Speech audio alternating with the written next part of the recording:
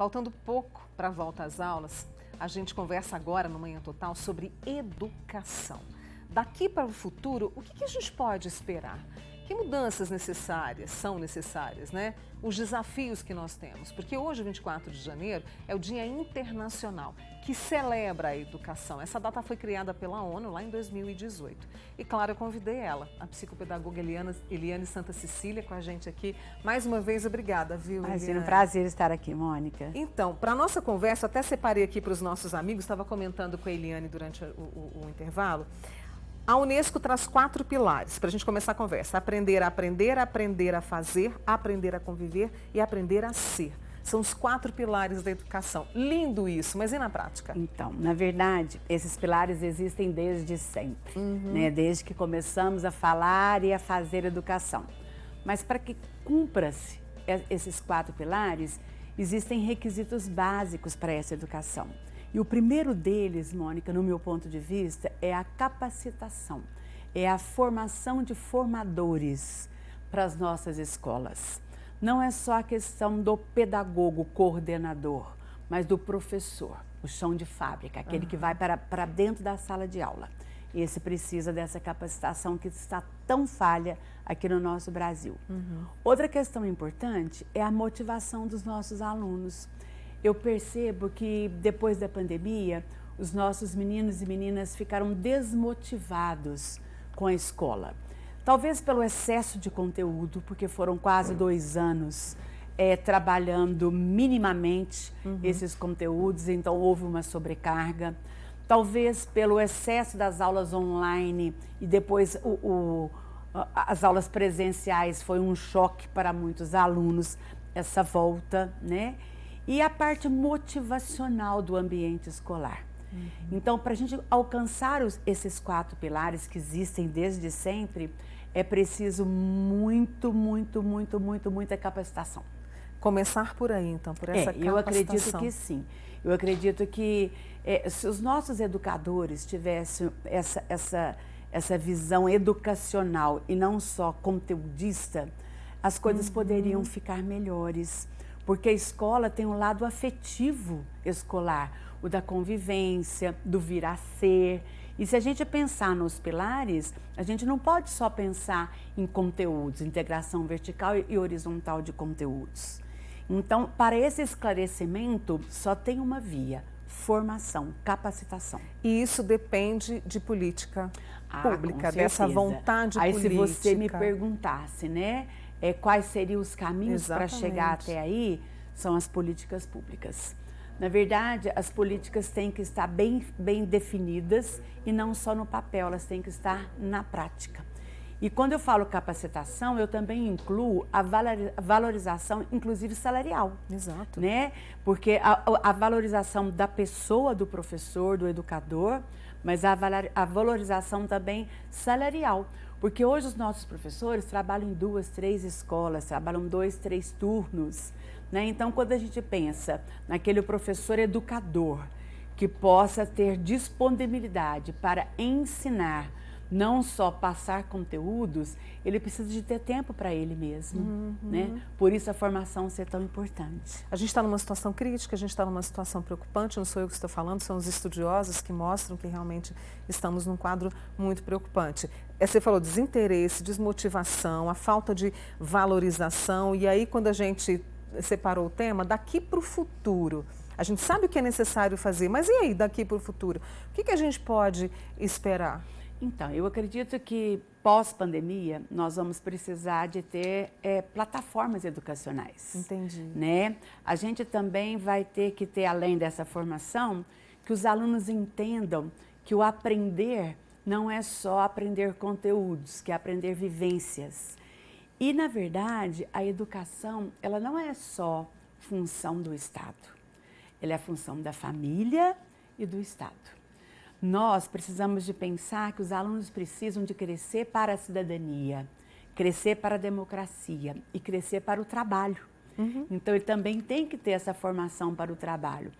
Um dos grandes desafios nossos, eu imagino agora, 2023, é essa mudança que está tendo no ensino médio, né? As escolas de período integral, onde os alunos vão passar o maior tempo na escola, uma maior carga horária na escola, aonde vai sair só dos conteúdos e trabalhar uma formação, principalmente a formação para o trabalho. Você sabe que eu me lembro quando estudei no René Janete que a gente tinha isso? Então, é mais ou menos aquilo que a gente aprendeu a trabalhar, não é trabalhar, mas assim, como funcionava o comércio. Na verdade, um existem hoje por escritório. habilidades, né? Entendi. Os alunos podem fazer as suas inscrições nas disciplinas por habilidades. E há uma mudança, é novo. Então, é novo para a escola, é novo para o professor, é novo para o próprio MEC, né? Então, eu acho que um dos grandes desafios que a gente vai encontrar aí é essa mudança do ensino médio. E aí a gente tem uma outra concorrência, porque estudar é muito bom, estar na escola é muito bom. Mas hoje a gente percebe, infelizmente, violência, briga, falta de respeito, quer dizer, tudo invertido, né, Eliane? Então, antigamente a gente pensava assim, eu vou mandar meu filho para a escola e ele vai estar em segurança.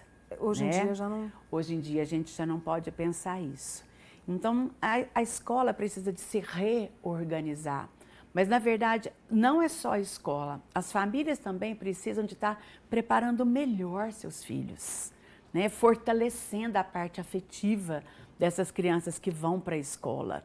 Então, quando eu levanto a possibilidade de educar, ser família e escola, isso também é desde sempre. É desde sempre, né? Não é da agora. Mas a gente precisa do quê? Praticar, fazer valer o que está escrito. Então, quando a gente pensa nos 4 pilares aí que você colocou no início da nossa conversa, o ser, fazer, conviver e aprender são pilares fundamentais para a vida e não só para a educação. E aí a gente tem a questão da gamificação, você falou desse processo novo do ensino médio, a gente tem a gamificação, a gente tem a internet, a gente tem o celular, que é uma disputa tão complicada, né? Pela atenção desse aluno, desse estudante. Verdade. E essa questão da tecnologia a gente não pode negar, né? Do uso tecnológico para a educação. Inclusive isso, a gente sabe que até tem a questão da desigualdade social, que muitos não têm acesso. Exato. Né? Mas a gente não pode negar que a presença do professor, a presença dos colegas em sala de aula, a convivência, o conviver, que é um dos pilares dentro da escola, ele tem que sobrepor a essa gamificação, a essa tecnologia, a essa TV, a esses equipamentos eletrônicos que a gente não vive mais, mas tem que ser muito bem dosados. Sabe uma coisa que eu fico pensando também, essa conversa está tão boa, né, gente? Essa questão, a gente tem a tecnologia, tem o celular, tem toda essa formação, um imbróglio que se formou em torno da educação que a gente precisa estar atento. Eu fico pensando na questão do conteúdo. Aprender matemática é importante, aprender ciências é importante, português, senhor, a gente precisa aprender. Mas aí, com essa geração de agora, é preciso mudar, ajeitar, adequar o conteúdo também? Com certeza. Eu acredito que as linguagens, né, e a matemática são bases para a vida toda. E hoje os alunos, as crianças, jovens, adolescentes, e mesmo nós adultos, abreviamos tudo na hora de escrever. Mas aquela base do educação infantil, ensino fundamental e ensino médio, são bases da educação nacional. Então, desde a educação infantil, precisa de ser trabalhado o que é importante o aluno saber. Hoje, por exemplo, a gente tem alunos que chegam na faculdade que eles não fazem 4 operações, que eles não interpretam, porque muitas vezes os processos não são seletivos, eles são classificatórios. Então, entra uma grande quantidade de pessoas para as universidades que não sabem 4 operações, nem ler, nem escrever e nem interpretar, infelizmente. E aí acontece o que, até conversando com alguns professores universitários, há uma evasão, ou seja, as pessoas não conseguem entender o que está sendo falado. Entram e não conseguem sair, principalmente dos primeiros períodos. Exato. E existem escolas já trabalhando, existem faculdades, universidades já trabalhando com isso, porque infelizmente, como o processo às vezes não é seletivo, ele é classificatório, entra muitas pessoas que não estavam preparados para trabalhar, por exemplo, estatística, interpretação, leitura, que é base da nossa educação. Por isso, Manhã Total, com a ajuda dessa profissional, assim, que eu sou muito fã, que é a Eliane Santa Cecília, quis trazer esse assunto hoje, nesse dia tão importante, pertinho de voltarmos às aulas, esse momento que, para mim, pelo menos, né, quando eu estudava, era tão mágico, tão gostoso, né?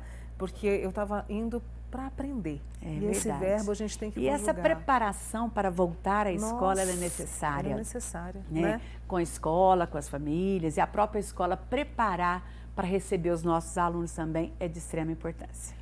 Muito bem. Eliane Santa Cecília, psicopedagoga, com a gente aqui para fazer você, meu amigo, minha amiga, para fazer vocês pensarem bastante a respeito desse dia, tá, Eliane? Obrigada sempre. Eu que agradeço. Viu?